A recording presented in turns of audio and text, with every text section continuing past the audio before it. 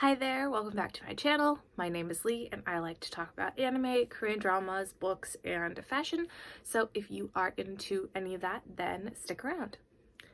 I got back into reading in about June of last year and I have it all thanks to booktok. I accidentally got onto that side of my For You page and I kept getting recommendation after recommendation.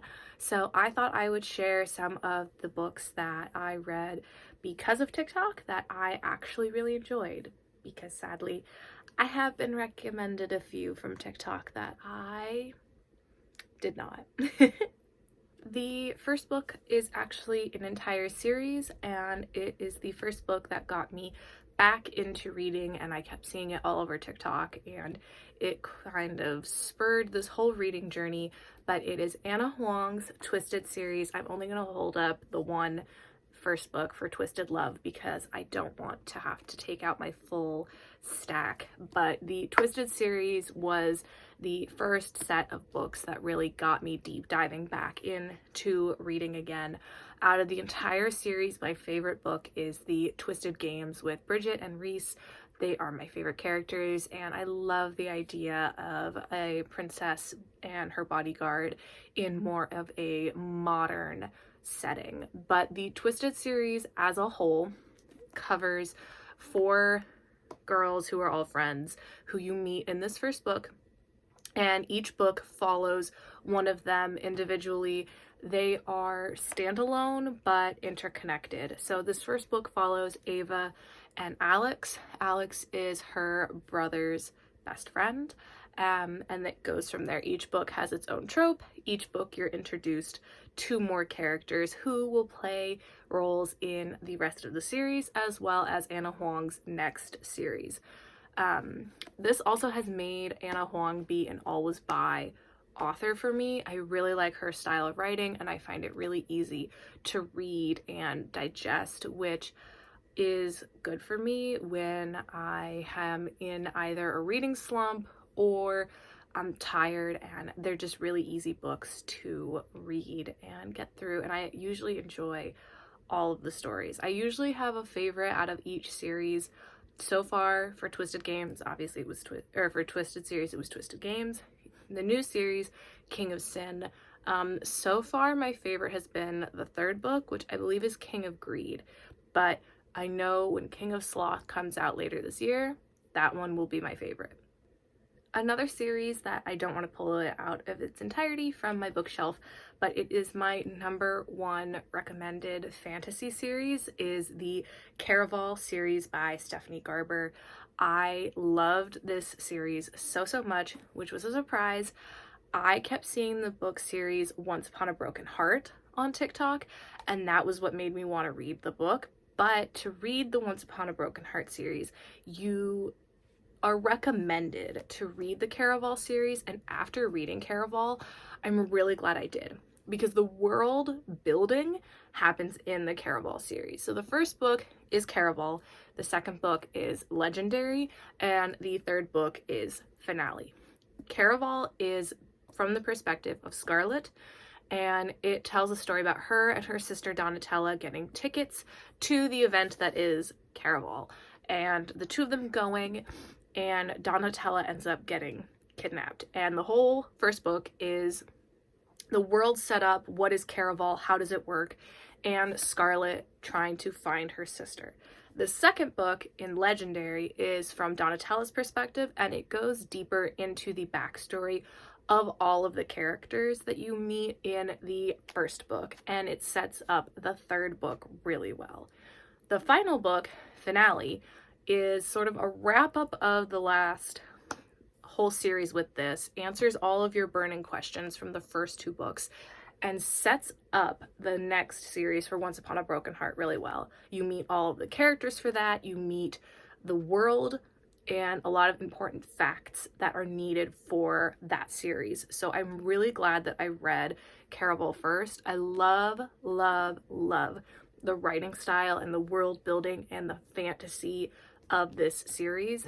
I love Donatella, I love Julian, I love Legend. I think the characters are so well written and so developed beautifully.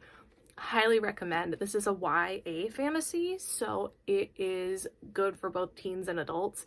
I loved it. This is like my #1 new fantasy series. I adored it. It's a little carnival circus meets Alice in Wonderland in that style of fantasy, and I really liked that aspect of it. Another YA book that I was recommended from on TikTok, not a lot. I saw like one TikTok about this, and that really just like spurred me to immediately go out and get this book, was the Daughter of the Pirate King duology. This book is so good. You can see it is heavily tabbed. It is a pirate fantasy, I'd say sprinkle of fantasy, following a female pirate, Alosa. Her father is King of the Pirates. And in this book, you follow Alosa as she is trying to redeem herself, and also, not redeem, but like continually prove herself to her father and show him that she is just as strong and powerful as other men. And her father is looking for pieces of a map. All of these different pirate kings had it, and so Alosa sneaks on to Raiden and his brother's ship and tries to pretend to get captive, and goes through this really funny scenario of, oh, I'm the damsel in distress, while she tries to find the piece of the map hidden on their ship. The banter in this between Alosa and Raiden is so good. This also made me really want to read other pirate books, and I haven't found anything else that I really want to read. The fantasy in this is just a little sprinkle, and I'm sure if you can imagine pirates, the fantasy is gonna be mermaids. There's not much of a spoiler there, but there is some aspect of mermaids in this book duology. It is really good. It's so well written. I feel like this would be a really good book to read. I've said this before in other videos where I've talked about this, but if you're a parent wanting to read a book like alongside your kid to like talk about, I'd recommend this because I adored this book. I thought it was so good. And the second book is just as amazing. There will be a third book technically in this series, but it won't be following Alosa and Raiden, but it will be following other characters you meet, but it will end on that third one, so I'm a little confused on why we're not ending with the two of them, but to each his own. It's still a really good book. I gave the first book 5 stars. I read it in one sitting. The second book, I think I gave like a 4.5. Out of all of the books that I'm talking about in this video, this one was the most recommended book on TikTok, and it is described on TikTok as a crossover of Howl's Moving Castle and Pride and Prejudice having a love child, and it is the book Half a Soul. And at first I was like, I'm sure that's a nice way to describe it. No, it is really a love child between Howl's Moving Castle and Pride and Prejudice. So if you like either one of those things or both, you're gonna love this. I tabbed so much out of this book, but I think I gave it a 4.25, maybe a 4.5. It was not a 5-star book for me, but that was just me personally. I did really enjoy it. The male lead in this is Howl. He is basically Howl. He's blonde-haired Howl. Elias is the Lord Sorcerer, and he works for like the king, or he's like under the king, and he becomes into that position because he saves the king from war between, I believe it's England and France, or whatever the equivalent of those two countries are. So that's Elias's story, and he's like snarky and funny, and he pisses people off by accident all the time, and his personality is Howl, and I love him for that in all of my being. And we follow Theodora, or Dora.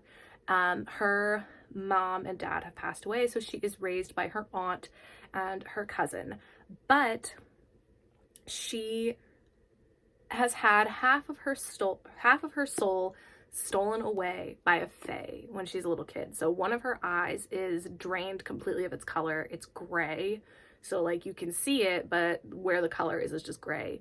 And she has no ability to feel emotions within herself or from other people. So she's completely emotionless, and she goes on a mission to try and get her emotions back and try to figure out like, where's my half a soul? And Elias gets roped into that because he's very fascinated by her and fascinated by how she is and why she is the way that she is. And you learn more about him, but at the same time they're solving her mystery with the Fae. They are also trying to solve a mystery about why children, especially children who work in factories and orphanages, are falling asleep and not waking up, and why their souls are being stolen from them in their sleep or in the night. So it's all about souls, all about Fae, all about Fae stealing souls. And it's just really interesting. My only issue, and this is a little bit of a spoiler, I didn't like how open-ended the ending was. I kind of wanted just like a more concrete ending, but I do know that like some authors are really like, that's their vibe and that's their thing. So still a really good book. Highly recommend it. I really, really enjoyed it. This book was really, really hyped up on TikTok to the point that I was honestly a little concerned that it was not going to live up to that hype. I was really, really worried I was going to be disappointed. However, Icebreaker did not disappoint me in the slightest. This was my first hockey romance that I read, and it has sent me down a spiral of loving hockey romances. I adored this. I thought it was so good, so funny, really cute. However, the second book has since come out, Wildfire. That is my favorite. And now the third book is coming out, which is Daydream. And I already know that Wildfire will be my favorite of the books. However, I do really love this. I think I gave it a 4.5, almost 4.75. It wasn't 5 stars for me, but I did really enjoy it. And out of all of the hockey books that I've read, this is my favorite. But if you haven't seen it on TikTok, Icebreaker follows Anastasia and Nate, and she is in the process of becoming a professional ice skater. I believe she's training for the Olympics, and he is a college hockey player, but he has a pro team lined up waiting for him. And their school is so big into the ice sports that they have 2 rinks. However, the boys hockey team's rink breaks, and suddenly they have to share the figure skaters' ice rink and their schedules. And these two who don't get along have to become friends or friendly in order to make it work between both groups. This was described as enemies to lovers. I think of enemies to lovers as our countries are at war, we're real enemies. I would say this is rivals, or we just don't really like each other, but that doesn't have as good a ring to it as enemies. So I get why people are saying enemies. Really sweet. I loved this. I love all of the side characters in this.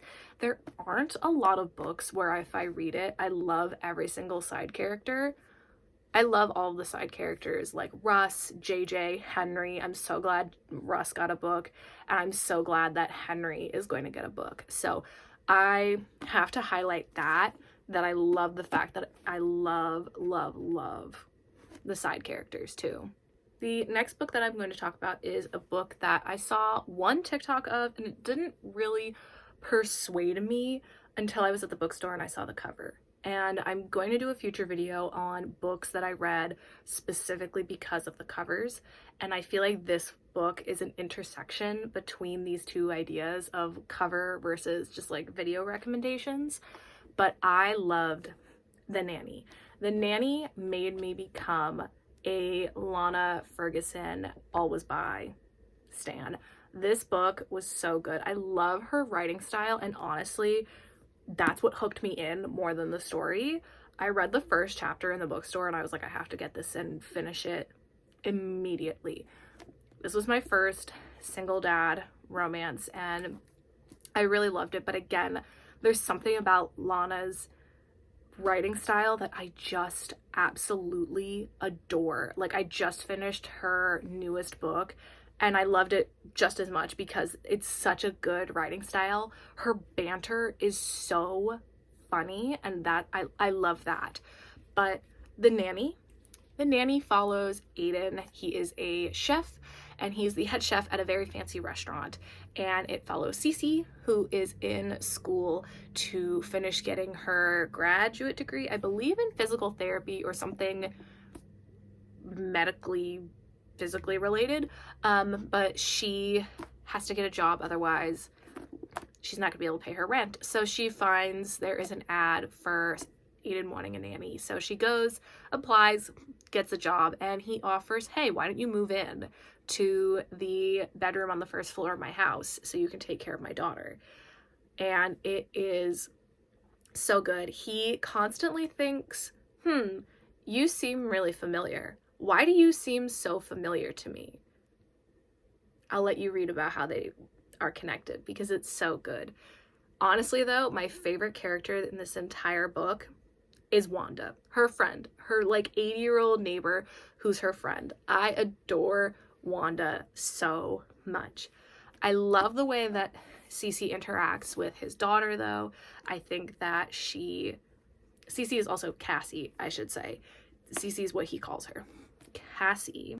I love the way that Cassie interacts with Aiden's daughter. Her birth mother passed away, and Aiden had already been separated with her before that, and they were co-parenting really well. So Cassie handles both the daughter's grief really well, as well as blending in with them really beautifully. So yeah, I just loved this book. I thought it was so good. I think I gave it 4.5 stars, but it made me want to read more single dad romances. Thank you so much for watching, and if you enjoyed this, I hope that you give me a follow and stick around.